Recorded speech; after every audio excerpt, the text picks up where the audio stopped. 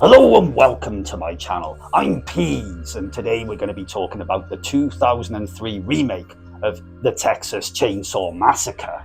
The original Texas Chainsaw Massacre is a classic, and very rightfully so, but it wasn't a film that I actually appreciated the first time that I saw it. My introduction came via a not bad quality dodgy VHS tape that my dad got his oddly chunky hands on. He'd been mates with Matthew, a man not in a rush to leave the 1980s flat top hairstyle behind, and the owner of our local independent video shop. This strange friendship unlocked access to the secret stash of tapes not meant for the casual customer. Apparently there was a mountain of porn available too, but my dad always said that he wasn't interested in all of that shit. And strangely, I believe him. My dad's always been a weirdo. Not a pervert like his level-headed, clown mask-wearing middle-aged son who would have happily skipped home with a boner and whatever debauchery Matthew had to offer. Now, I've got to stress that at this time, Chainsaw Massacre was actually banned in the UK, hence the odd way of getting our hands on this and not being able to just get it above counter.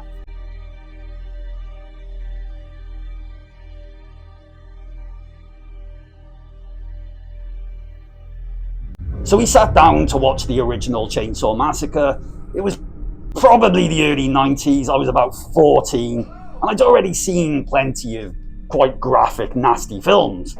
This film though, it didn't faze me at all, except for the twitch after Kirk when he gets smacked in the head. That stuck with me. From time to time I think about what it must feel like to be attacked with a hammer. Even if you put your hands up, it would still turn your fingers into pieces of shattered bone. And then once it hit your skull, it'd be like smashing a chocolate Easter egg on concrete and all the contents spilling out. My mouth is actually watering for some reason. Then the remake arrived, and finally it gave me a version of Chainsaw Massacre that I'd expected the night that I watched the original. Relentless, gory, tense, loud. The original had those qualities in the mix, but the remake sharpened them, modernized them, and delivered something that hit in a way that the original hadn't.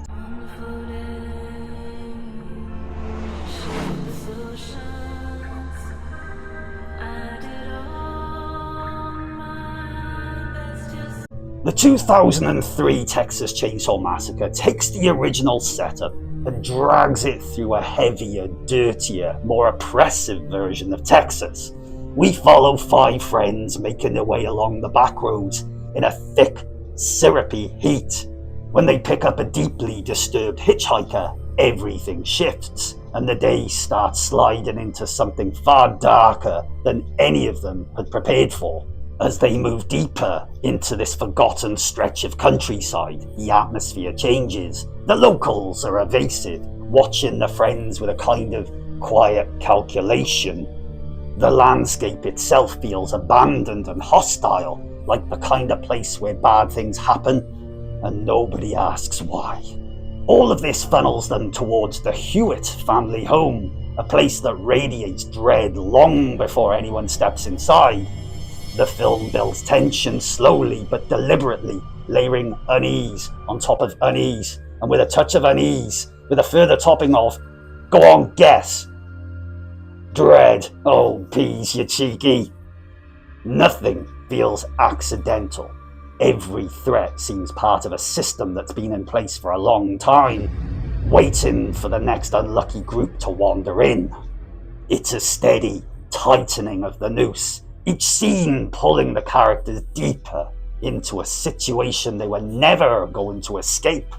And when the real danger finally steps out of the dark, it becomes clear that in this corner of Texas, their outcome was decided long before they arrived. Oh, my.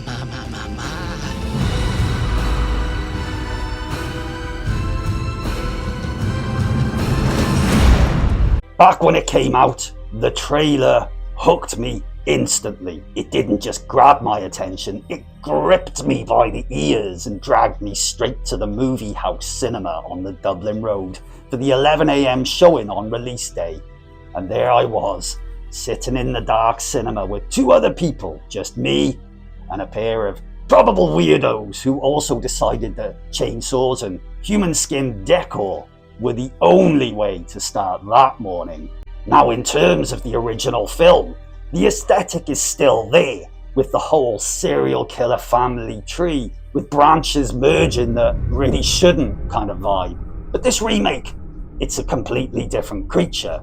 You could watch the 1974 original and the 2003 version back to back, as they are essentially very different films that just happen to share a title and inbreeding. The opening of the remake, similar to the original, leans hard into that gritty faux crime documentary style, and it sets the tone beautifully. And the film bookends itself with the same documentary flavour too. Our cast of victims consists of 2 girls and 3 guys. One girl is very clearly the final girl, and the other has the unmistakable "I'm here to die" or "flash my boobs" if this was the 80s kind of energy. The men, 2 of them might as well be wearing shirts that just say "kill me first," and the third has a faint whiff of survivability.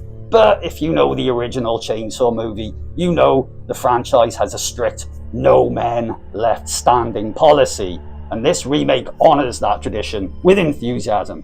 So yeah, he dies. Outside of our final girl, the characters are one-dimensional, which is their purpose, and the purpose of most characters in horror films.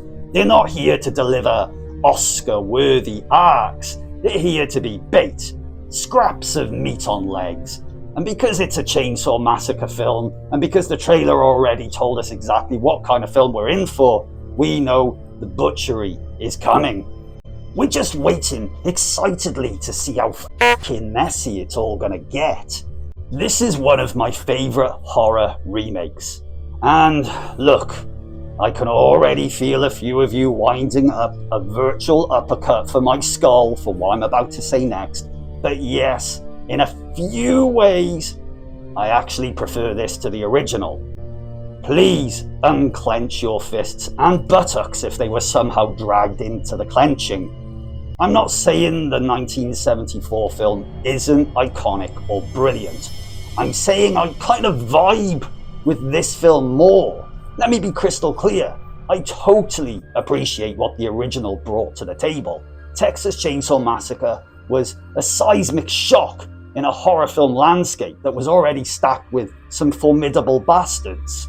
The original, it was lightning in a bottle, smashed over your head, leaving you staggering about, looking for help that isn't going to ever arrive, and I totally respect that. The remake feels sweaty and grimy. The whole film smells faintly of old man body odour and regret. Everyone looks greasy and filthy long before they even get within licking distance of the Hewitt house. It's that horrible moist heat too, the kind where no amount of dabbing with a bit of kitchen roll is ever going to help. It's less sweat and more human grease, like the air itself has given up trying to stay dry. Okay, I think I've captured the heat, sweat and smell here. The sheriff absolutely steals the show. He's the most terrifying thing in the entire film, to the point where he actually makes Leatherface look no more threatening than a little naked chubby cherub. The sheriff's introduction scene is phenomenal. Not just my favourite moment in the film, but one of my favourite horror moments ever, as it still hits hard even today. The way he completely emasculates 2 of the men while treating a female corpse like it's a slab of meat, commenting on her state of arousal and casually grabbing a dead boob. It's hard to top that level of darkness, coldness. And that scene for him is just the start. When he comes back later, he cranks the threat up to holy shit. Leatherface, meanwhile, is a very different sort of gentleman in 2003. Gone is the frantic, startled butcher of the original. This more modern version has purpose. He stalks, he advances, he feels like the designated family muscle. His mask looks like it's been crafted by someone with a slightly more advanced artistic skill, rather than the 1974 version, which looks suspiciously like my old primary 3 teacher, Mrs. Phillips. Dead now, the original Leatherface barely used his chainsaw and mostly lurked, whereas this new, fresh Leatherface is powering around with his chainsaw fully cocked. The gore and violence are fantastic and are all gloriously nasty practical effects. You just can't beat practical. The hammerhead smacking homage isn't as shocking as the original, but the twitching was a nice touch. Some of the other wonderful moments include a gaping head wound, a leg being chainsawed off, fingernails being pulled out as someone's dragged along and they're sort of going along the wall, and a guy gets a chainsaw up through his junk. If I have one criticism, it's that the film absolutely does not feel like it's set in 1973. No matter how sweaty and run down everything looks, the aesthetic still screams late 90s, early noughties, with only 3 main locations: the van, the petrol station, and the Hewitt house. There's not much world building to sell the era. A bit of 70s music, some era specific slang maybe, you know, like groovy, or let's go roller skating and then do some chill pills. Maybe that would have helped. But despite that, the film is tense as hell. From the moment the hitchhiker climbs into the van and blows her bloody brains out, it never really lets up. It's gritty, relentless, and exciting. It stands on its own 2 stumps as a horror film and doesn't really need the original to prop it up. It does all of its own heavy lifting and it does it well. Overall, it's an easy 8 out of 10. Highly recommended for any horror fan. Stick it on, crack open a beer, and treat yourself to some foreskin jerky. Have you seen the 2003 remake of Chainsaw Massacre? If so, let me know what you think. Got any recommendations or comments for your old pal Peas? Stick them down in the comments. Thank you so much for watching this video. It means the world to me that you spent some time with me today. Peace be with you, always.